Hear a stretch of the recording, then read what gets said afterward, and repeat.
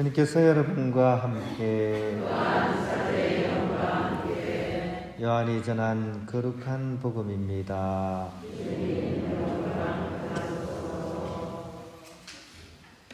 그날 곧 주간 첫날 저녁이 되자 제자들은 유다인들이 두려워 문을 모두 잠가놓고 있었다.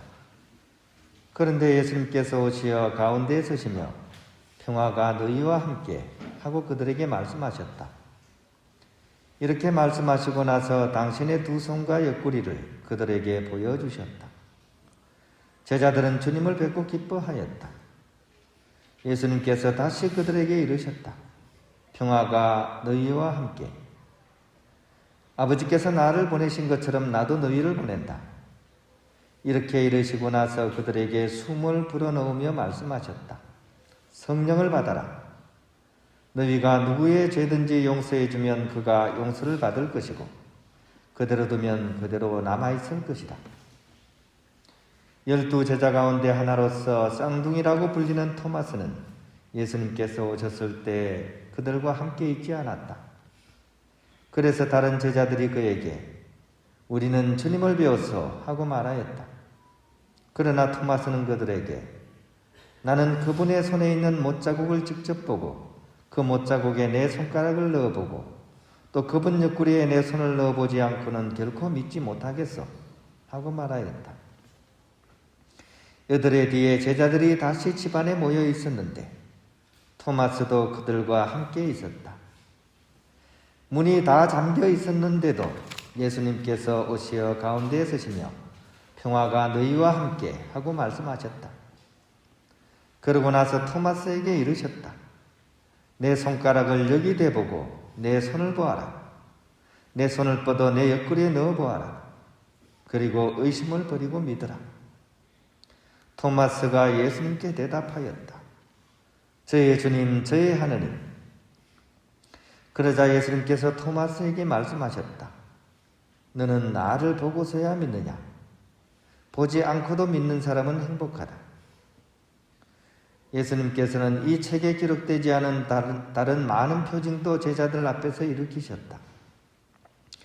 이것들을 기록한 목적은 예수님께서 메시아시며 하느님의 아드님이심을 여러분이 믿고 또 그렇게 믿어서 그분의 이름으로 생명을 얻게 하려는 것이다. 주님의 말씀입니다. 평화를 빕니다. 제가 며칠 전 강론을 할 때 상처라는 단어하고 은혜를 받다 또 축복을 받다 하는 그 두 단어가 같은 어원이라고 이렇게 말씀을 드린 기억이 있습니다. 프랑스어로 블레슈레라는 단어, 상처라는 뜻이고요. 블레싱은 또 축복받은 이런 뜻이잖아요. 그죠? 뭔가 비슷하죠? 블레슈레, 블레싱. 왜 상처와 축복이 같은 어원일까요? 이거는 이제 전쟁과 깊은 관련이 있습니다. 유럽이라는 곳 자체가 이렇게 고만고만한 나라들이 잔뜩 모여있는 곳이다 보니까 전쟁이 많았습니다. 그래서 군인들이 전쟁터 나가서 전쟁을 하고 이제 돌아오는데 전쟁을 끝내고 올 때 멀쩡해서 오는 사람은 없겠죠. 멍이 들거나 그죠? 팔다리가 다치거나 막 이래가지고 이제 집으로 오죠. 그러면 이제 백성들이 쭉 나가서 돌아오는 군인들을 맞이하면서 박수를 막 치면서 그죠? 그대들이 몸에 지니고 있는 그 멍이나 상처 때문에 우리가 목숨을 던지지 않았냐. 그래서 그대들은 축복받을 만하다. 은총받을 만하다. 이렇게 이제 환영을 했던 것이죠. 그런 의미에서 상처와 축복받은 이 뜻이 그 어원이 같은 것이라고 이렇게 해석을 합니다. 그것처럼 십자가에 못 박히시고 창에 뚫려 옆구리에서 피와 물을 쏟으신 예수님, 부활하여 돌아오신 후에 그 상처를 통해서 우리에게 세 가지 선물 보따리를 주시는 것이 오늘 복음의 내용이라고 할 수 있습니다. 첫 번째 예수님께서 주시는 보따리는 바로 처음에 인사말 속에 들어가 있습니다. 예수님께서 제일 먼저 어떤 인사말을 합니까? 오시자마자. 그렇죠? 우리 자주 하는 인사입니다. 평화가 너희와 함께. 평화. 이 말씀이 제자들에게는 정말 필요한 말씀입니다. 왜냐하면 지금 제자들은 허무와 불안에 사로잡혀가지고 지금 복지부동, 다락방에 숨어가지고 바들바들 떨고 있습니다. 이런 사람들에게 가장 필요한 것이야말로 평화가 아니겠습니까? 그래서 예수님께서 평화가 너희와 함께 하는 이 말씀은 그 어떤 것보다도 좋은 선물입니다. 크나큰 감동과 위안을 전해주는 그런 말씀, 평화를 빕니다 라는 이 말씀입니다. 근데 우리가 좀 초점을 맞춰야 될 것은 이 평화가 과연 어디에서 왔느냐 하는 겁니다. 어디에서 왔느냐, 이 평화가. 앞에서 제가 말씀드렸던 블레슈레처럼 손과 옆구리의 상처, 그 흉터, 흉한 곳이죠, 흉터, 그죠? 거기에서 쏟아져 나오는 빛이라고 부를 만큼 이 평화는 바로 주님의 그 상처에서부터 나오는 거죠. 고난받는 야외의 종, 넷째 노래 있죠, 그죠? 그의 상처로 우리는 나았다 하는 이 말씀이 실현된 그 장면을 얘기해 주는 거죠. 그래서 예수님께서 묻지도 않았는데 당신이 먼저 봐라 하면서 이제 당신의 상처를 보여주면서 평화를 빌어주는 장면이 바로 그 장면입니다. 두 번째 이제 보따리는 이 흉터를 바라본 제자들의 반응입니다. 이 흉터를 보고 아 깜짝이야, 무서워요, 이렇게 하지 않습니다. 제자들이. 예수님의 이 상처를 보면서 제자들이 매우 기뻐하였다. 이것이 오늘 복음에 나옵니다. 매우 기뻐하였다. 상처를 보고. 왜? 예수님의 이 상처야말로 증거거든요. 어떤 증거냐? 죽음과 어둠의 세력을 물리치고 이제 승리하셨다. 이제 생전에 그토록 말씀하셨던 하느님 나라가 실현된 장면을 우리는 이 상처를 통해서 볼 수 있다. 왜? 이 상처를 입고 돌아가신 분이 멀쩡히 살아서 우리에게 나타나셨기에. 이 상처야말로 그분이 부활하셨다는 그 증거가 아니겠느냐. 그런 의미에서 제자들은 너무나 기뻐했다는 거죠. 두 번째 선물 보따리는 기쁨입니다. 기쁨. 세 번째 보따리는 이제 예수님께서 건네주시는 보따리입니다. 아버지께서 나를 보내신 것처럼 나도 그대들을 보낸다. 그러니까 복음을 이제 전하는 그런 새로운 그런 그 업무를 이렇게 주시면서 파견하시는 거죠. 다만 그냥 보내시지 않고 숨을 불어 넣으시면서 후 하시면서 그죠? 당신의 어떤 숨결을 불어 넣으면서 이 창세기 장면하고 비슷하죠.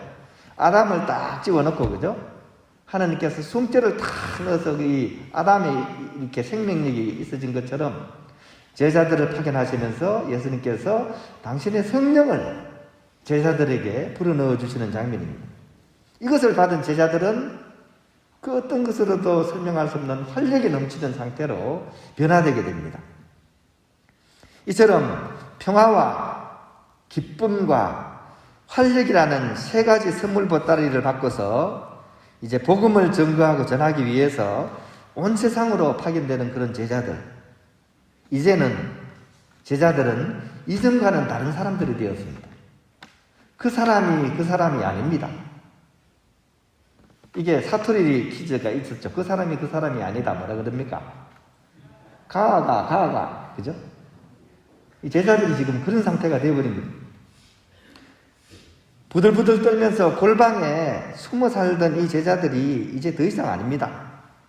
이제는 성령에 사로잡힌 용감한 주님의 사도들이 되어서 이제 파견되는 거죠. 진짜 그렇게 되었나? 진짜 그렇게 되었습니다. 오늘 일독서 내용이 바로 그 내용을 담고 있습니다. 이 파견된 제자들이 어떻게 됐는지를 오늘 일독서 내용, 사도행전의 내용이 우리에게 알려줍니다.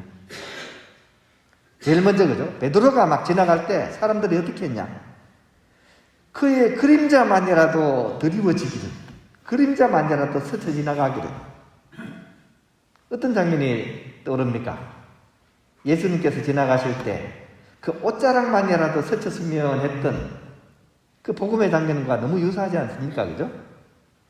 이것에 그림자마라도 스쳐 지나간 사람은 이 하느님의 은총 체험을 할 것이라는 그런 강렬한 믿음이 담겨져 있는 거죠. 그죠? 또한 다른 제자들도 마찬가지입니다. 병자나 더러운 영에 시달리는 이들 모두 병이 나았다라고 오늘 독서에 기록이 되어 있습니다. 복음서에 내에 나오던 그런 예수님의 행적이 이제 사도들의 행적이 된 것과 진배가 없습니다. 즉 복음과 사도행전이 같은 책인 것처럼 동격화가 이루어진 내용을 우리는 독서를 통해서 읽게 됩니다.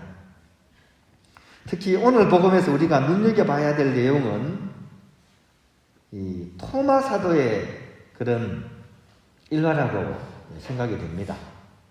우리 흔히 이 부분을 두고 이렇게 해석을 하죠. 의심 많은 제자의 표본으로서 믿음이 좀 부족한 토마 사도의 내용, 이렇게 우리가 흔히 이해하기 쉬운데 전체적으로 자세히 묵상하면서 읽어보면 좀 다른 부분, 다른 측면으로 또 성찰을 해볼 수도 있다는 생각이 듭니다. 어떤 재해석이 좀 필요한 부분 같기도 하다는 얘기입니다. 왜냐하면 그냥 이 토마 사도는 그냥 그러려니 하는 그런 신앙인이 아니죠.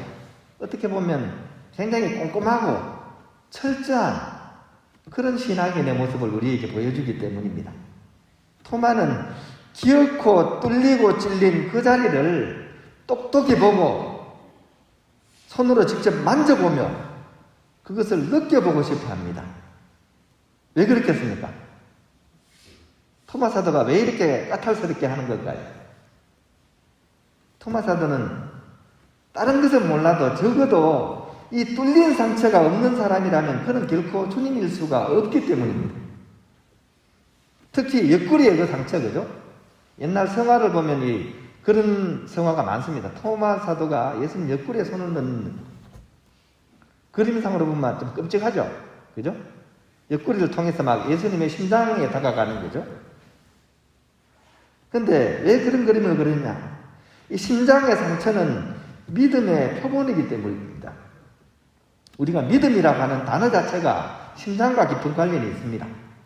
끄레데레라는 것이 믿음이라는 단어인데 이 단어는 꼬르, 즉 심장과 달에 내어주다, 심장을 내어주는 것, 이것이 바로 믿음이라는 단어입니다.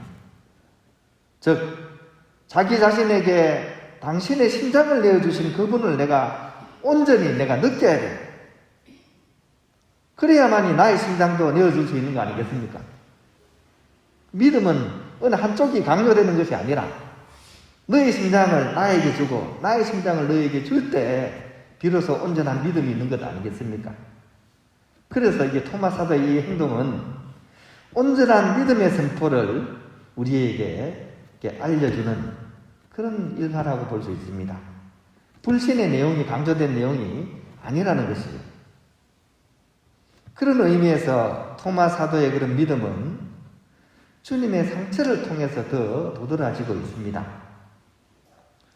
로마 총독 빌라도는 상처 입은 예수님을 보고 뭐라 그랬습니까? 예수님이 채찍질 막 당하고 가시관 쓰고 막 있는 걸 보고 사람들한테 약간 비아냥대면서 얘기했죠. 보라, 이 사람이다. 너희들이 왕이라고 하던 사람이 이 모양 이 꼴이다. 이 사람이다. 이렇게 얘기를 했지만 토마 사도는 오히려 상처 입은 예수님을 보면서 나의 하나님, 나의 주님이라고 신앙 고백을 하는 것이죠. 같은 상처를 두고 어떤 사람은 인성을 보고 어떤 사람은 심성을 봅니다. 그렇다면 우리는, 그리고 나는 어떻게 할 것입니까? 오늘 복음은 우리에게 바로 그런 질문을 던지고 있습니다. 우리 또한 그 상처를 통해서 주님을 만나야 하지 않겠습니까? 토마 사도처럼 옆구리 상처를 만지면서 나의 심장을 내어드리면서 나의 주님, 나의 하느님이라고 우리 또한 고백할 수 있어야 진정한 신앙인이지 않겠습니까? 그런 의미에서 우리 자신과 우리 이웃들의 상처 허투루 부하 넘기지 말아야 할 것입니다.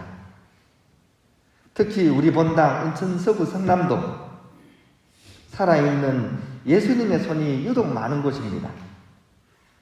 가족들 먹여 살리기 위해서 프레스에 찍히고 미싱에 문드러진 그 눈물겨운 손, 바로 그 손은 우리 주님의 손이라고 할 것입니다. 따라서 우리 모두 그 손을 부여잡고 다시 일어서야 하겠습니다.